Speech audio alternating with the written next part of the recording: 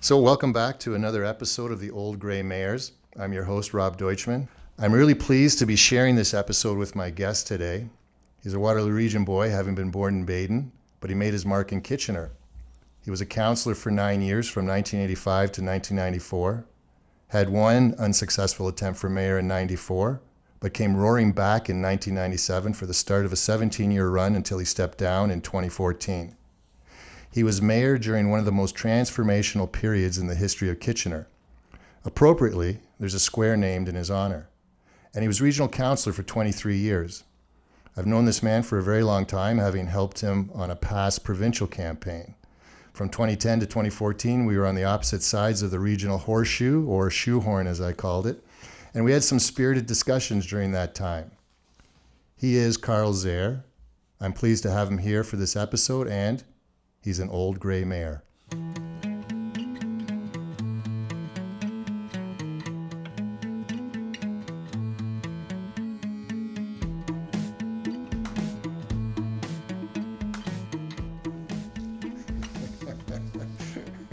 Indeed.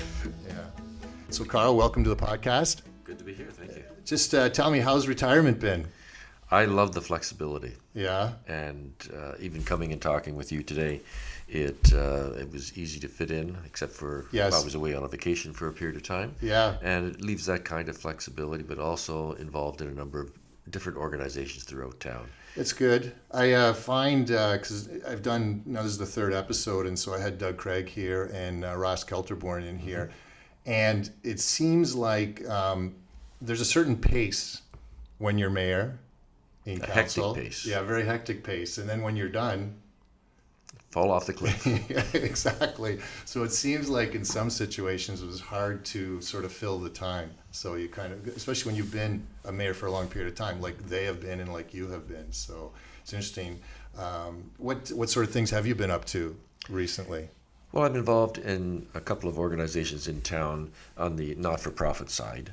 I sit on one corporate board, which occupies a little bit of my time, but a little bit of fundraising, a little consulting, and on the Barn Raisers Council most recently, where we're discussing the issues, a variety of issues, social impact investing as an example, Right.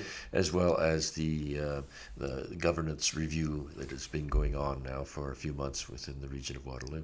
Okay, excellent. I mean, it's good to see that you're still actively involved, because someone with your experience, you don't want to lose that. I mean, the knowledge base that you have and that you can bring to various organizations is exceptional, and it's good to see that it's being put to good use.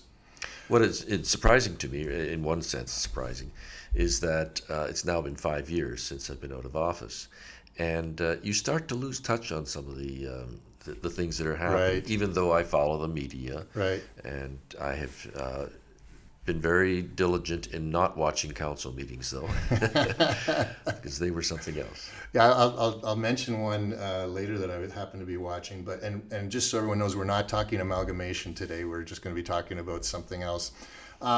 So first off, though, I just wanted to ask you, Carl, what was your motivation for getting into politics back in '85? Well, I lived in the Chicopee ward of Kitchener at the time, and what I started to see was a partisan political positions being taken on council and the voting of blocks. And I think that at the municipal level, you're there representing your community as an individual without any party politics Yeah. or affiliation. Yes, you can be a member of a party or Sure. have a leaning, but it changes Yeah. when you get to the municipal level.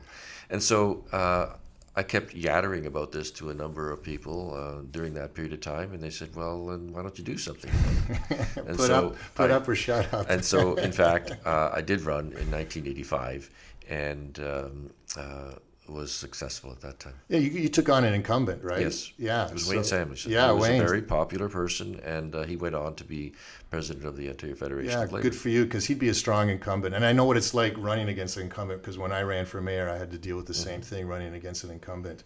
So, and it's interesting you mentioned party politics. I think that's one of the things you and I both agree on, is the beauty of municipal politics is there's no party politics. You can vote one At way. least not overtly. No, sure.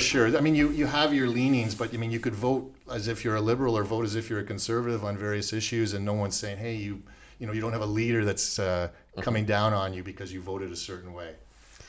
I remember the first few council meetings in the late 80s Yeah.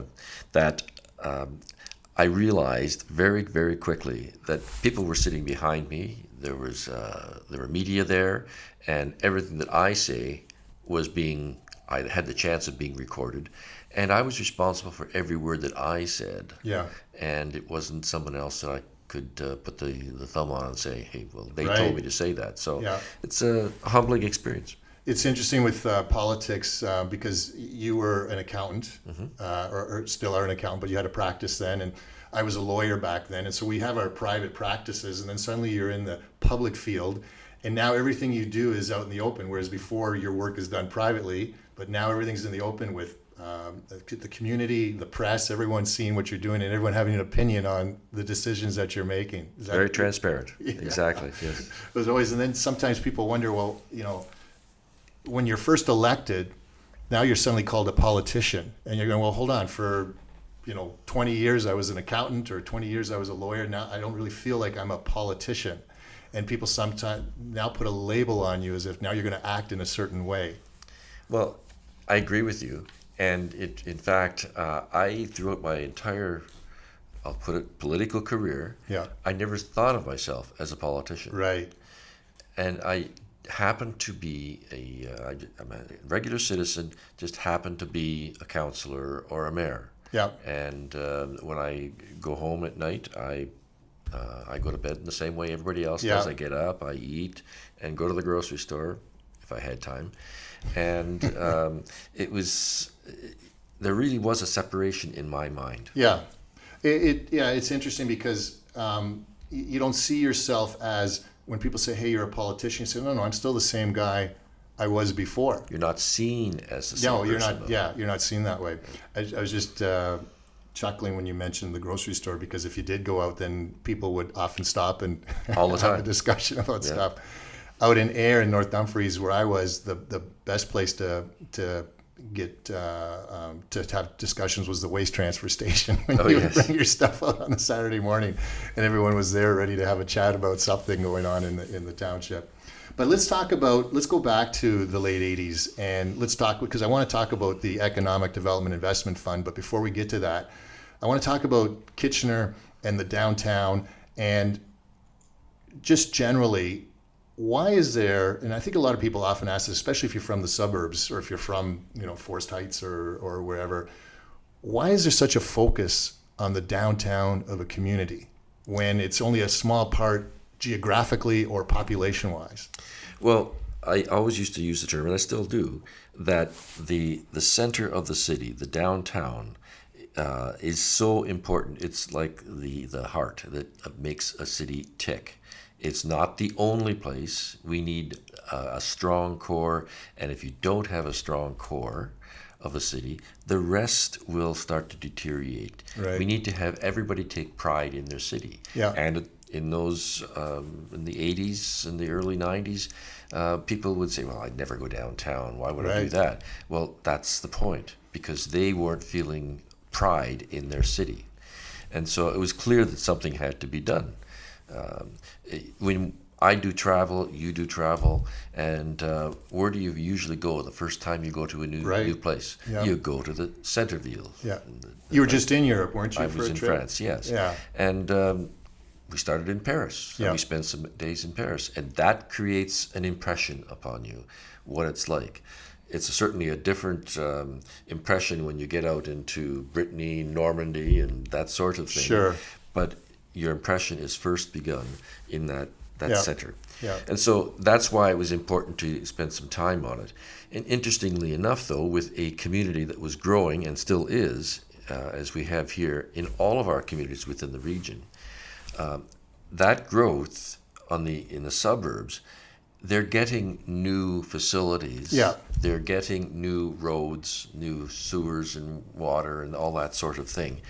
So it's not that they're being abandoned Right. at all. Right. It's just that the changes have to occur, and Yeah. change is the key word here, had to occur within the inner city. So just to touch on that briefly, as an elected official, / politician, you're mindful of the views from the suburb and ensuring that there is something happening in those areas as well, like the Love My Hood Yes. in Kitchener, right? The program. You have to be aware of it. In fact, we were working on both at the same time. Yeah. Even though the Southwest Park, which is now RBJ Schlegel Park on Fisher Right, Hallman. yeah, the new park, yeah. That's correct. That was in the works, not the naming and sponsorship. No. But that park was in the works for decades. Yeah. And so it wasn't that it was being forgotten. It was just part of the It's funding and all those issues, but we won't get into all of that. No. I mean, but you're right. The planning is there to do things, and this is now we'll get back to the fund. Long before there was Ion, right? Long before the tech community came to downtown Kitchener, there were crack houses and other deterioration happening in the Nightclubs. downtown. Yeah, nightclubs, that sort of thing happening in the downtown, and people didn't want to go to the downtown, right? That's correct. Yeah. And that's what was the impetus for EDIF, Economic Development Investment Fund. Yeah. And it was clear that the core, the downtown in particular, had become stagnant. It had not become a desirable place to live, work, and play. So we used those terminologies, and we said there has to be something bold and different that has to come out. At the same time, in the 90s, obviously, we started to see the manufacturing plants that were primarily in the suburbs, but some within the core of the city as well, were either downsizing or closing up entirely. And so there was a double whammy. And we said there has to be something different. We have to make some change. And out of that came EDIF. So let's talk about EDIF, the Economic Development Investment Fund. Has a nice catchy acronym to Yes, it. it does. It's very personable. It's not EDIF. No, It's EDIF. Yeah. So where did the concept for EDIF come from? Well, we knew that, as I said a moment ago, needed to do something bold, something that caught people's attention.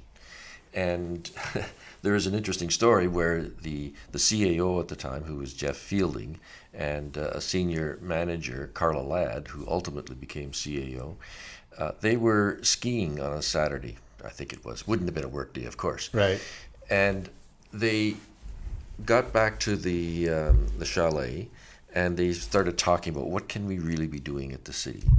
But they didn't have paper, they didn't have pen, so they went to the kitchen, and do you have some paper and pen?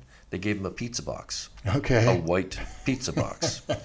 I'm not sure if there was grease on it or not. And they started to scribble out on this box a plan, and it was going to, amongst other things, be an education and knowledge creation cluster. Right. That's the key. That's the key, those words, Yeah. education and knowledge creation cluster. Yes. So I looked at that. It's in our archives now at the city. The box? That box. And I looked at it and I said, I can't figure out exactly what this means, but it meant something to them. And that was sort of the first move that we needed to do something, and here was an idea. So they're saying let's develop a cluster. The issue then is how do you develop this cluster? Clusters were the sort of the in thing as far as economic development was Right, concerned right. in municipalities, and so where's our niche? But did it include an investment, the size that you were talking Not about? at that time. Yeah. And that was in 2003, early 2003. And through that year, 2003, we began to talk about it, and then it started to take shape. We had a bit of that information prior to the election in the fall of 2003, but it became a more detailed plan in early 2004. And by 2003, you've been mayor now for 2 terms. That's correct. And were you searching for something to make something happen in the downtown? Clearly, we knew that there had to be a change. Yeah. And we just couldn't let things happen. And selling this $110 million fund, which was unheard of in any municipality. Well, before you're selling it, how did you come up with $110 million? Well, there were some components that we wanted. The library, a new library, was in the works at the time, and we ultimately pegged a figure of $32.5 million. Why the 0.5, I don't know. So that was it. And then we started working with the University of Waterloo. Is there some way, for series of presidents at Laurier and at U of W and at Conestoga College, I said, is there a way for you to have a presence in the core of the city? Right. And finally, they started to think about this as well. And that's when we started to talk specifics. So the conversation with Laurier ended up with the School of Social Work. At the old St. Jerome's. Old St. Jerome's building. Yeah. And an anecdote there is that we had made the deal for $6.5 million, and the old gymnasium burned down one night. Right. So I remember that. But that was your 6.5 was your contribution. Our contribution. Yeah. That was City of significantly more than Kitchener, that. yeah. That's correct. Then with the University of Waterloo, we had the School of Pharmacy. This is the first School of Pharmacy. There hadn't been another one in Ontario for 60 years. Yeah. And this is a co-op university. It's a co-op pharmacy school. And David Johnston at the time, who was president, really liked the idea. But there were all sorts of universities who were vying for this across Ontario. Right. And it was the insistence by the city that we actually were planning to make some bold moves that caught their imagination. The university or The university, administrator? and then in turn, the presentations made Yeah. to the province. I do recall on a Saturday, the health minister came down at the time, and we sat in the boardroom at City Hall, and he wanted to know a little bit more about it. Well, it was about 10 minutes into the conversation, and I realized that, no, they've already made the decision. They're coming. Oh. And so that felt good. Yeah. It gave us some confidence. But as Nice. soon as those two things, the School of Pharmacy Yeah. and Laurier, and a third, which was actually the very first one, was a partnership with the Waterloo Catholic School Board. And that was, we were going to be moving, they had to move out of their Moore Street headquarters. Right, yeah. And they ultimately moved to the St. Mary's school site. Okay, yes. The But Betty they- Thompson. That's correct. Yes. But they had, right beside the St. Mary's Church. Yeah. But they had to, they didn't have the funds for everything. And so we actually said, well, let's expand the seniors facility, community center down at Victoria School. Right. And we'll move it up there and do some of those take care of some of those costs because we're going to be spending it anyway. Yeah. So that was number one. Then Laurier, then University of Waterloo. And as soon as that announcement was made, Yeah. and the world took notice, some of the private sector took notice. Right. So And- just before we get to the private sector, just a short anecdote on the School of Pharmacy site, which was the former Upton, former site. B.F. Goodrich. That's right. That's where my dad worked for over 30 years on that site with B.F. Goodrich and then later with Upton. Well, interestingly enough, this $110 million, a portion of it going to each of these places, was there was an unintended consequence and a good consequence that came out of it because we cleaned up contaminated sites. Site, yes. Yeah. Yeah. And that worked well. But so let's get to this, back to the fund for a second. It's 110 million. At some point you determine it's 110 million. There's got to be some people choking on that number. Absolutely. Even the first time that the staff person came back to me for the conversation with the University of Waterloo for pharmacy, they said, well, you're sitting down. They want $15 million, and I choked. And a few weeks later, I said, well, the conversation is going on a little bit further. It's now $30 million.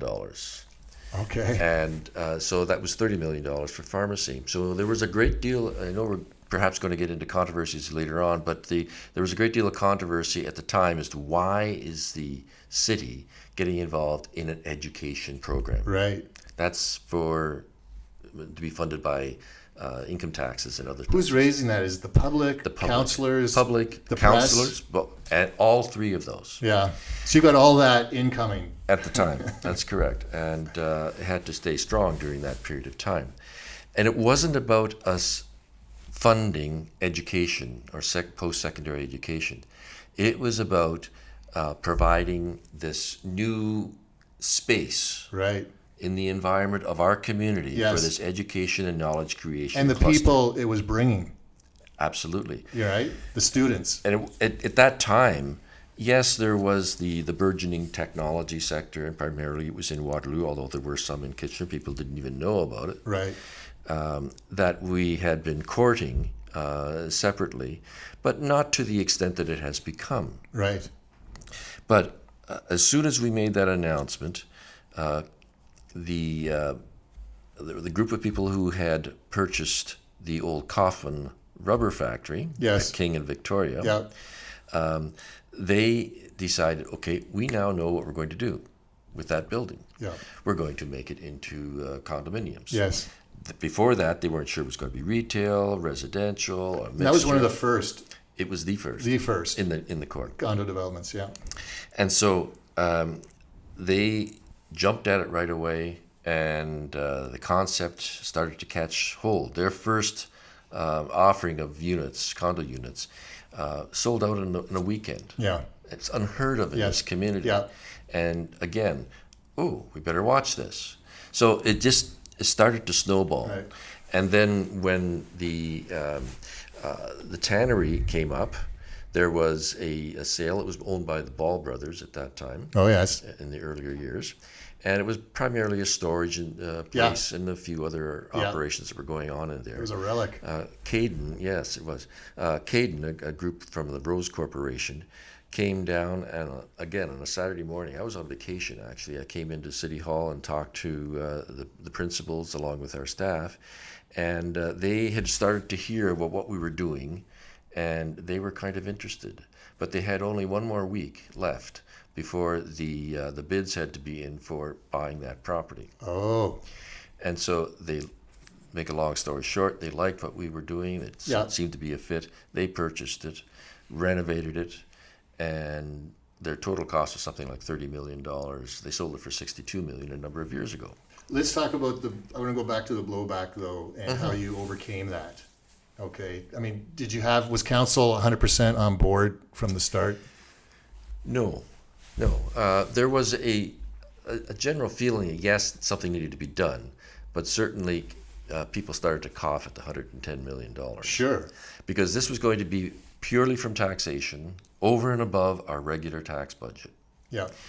And the ultimate votes on this, primarily throughout the entire process, were 6-1. We only had a council of 7 at the time. Okay. And but it meant we had to not only get a majority of council to go with the process, we had to have the staff in place, but we also had to make sure that the public was coming along with it and that they understood what we were doing. And what were you doing to do that? I had actually, and others, had gone around to the community and service clubs and the like, and I would make a presentation of, this is what it's all about. You're hearing about it, but here's the full story. And I would say at the end of my presentation normally, but we do have a choice. We don't have to do this. We can just let things go and see where it takes us. Right. Do nothing. Yeah. And I knew we had the public on our side, most of the public, when I would see the heads shaking. You can't do nothing. You have to do something. Do something, yes. And it was through all of the successive elections that came forward, there was not one person who lost a seat because of that. Some people were put on notice. Were being challenged for it. And there would be people at every council meeting who were coming and saying, you're going to put us into debt, et cetera, et cetera. Yes. And we obviously looked upon it as an investment, which, fortuitously, yes, it has turned out very well. Yeah. And the debt was going to peak in 2014, which it did. And it is now going to be disappearing in a few years' time. Right, yeah, because there's even recent references to it by council about some of the things they were thinking about investing in and saying, well, there's going to be some free space, so to speak, in the budget opening up because of this. And I can't recall what it was exactly they were referring to. I think it was the infrastructure. Yes, yeah, the decision about whether to make a huge investment in infrastructure. It's interesting. So this was all back in 2003, 2004. When I had Doug Craig on in an earlier episode, we talked about the impact of social media on some of the things in the community. And for example, when Doug was trying to get a multiplex recently set up, and he said the blowback on social media was pretty overwhelming and probably was the most significant factor in stopping them from proceeding the way they wanted to proceed. I wouldn't doubt that. The social media was not as impactful in 2003 and 04 and 05. So we weren't faced with quite the same background noise, if I can call it that. One of the other things that I forgot that we included in this was we were not abandoning the industrial side of our community and our economy. Right. We had to fundamentally expand the economy, broaden the economy, as opposed to picking and choosing. So there was a portion of it that we bought some land and worked with other industrial sites. Yes. And as we sold that off, that money would come back to the to the fund, and it's continued to be used in that. I always found that municipalities making an investment in industrial land development was a positive thing. Yeah. Because sometimes you can wait for the private sector, but their goals and timelines don't necessarily meet up with the public goals and timelines. Absolutely not. And you need to have the municipal infrastructure in place for those lands to be actually developed. I think this all came about, and I think successfully, because of what Malcolm Gladwell calls convergence. Yes. And it's an opportunity. Yeah. It's the environment that we're faced, and the individuals or organizations that see opportunity and actually make them work. But had there not been the University of Waterloo, Laurier, the school board, Andren Homes, Caden, and I could go on the list. Pizza box. The pizza box. Had it not been for each of those things coming together converging as they did at that time, we would not have done what we did. Yeah.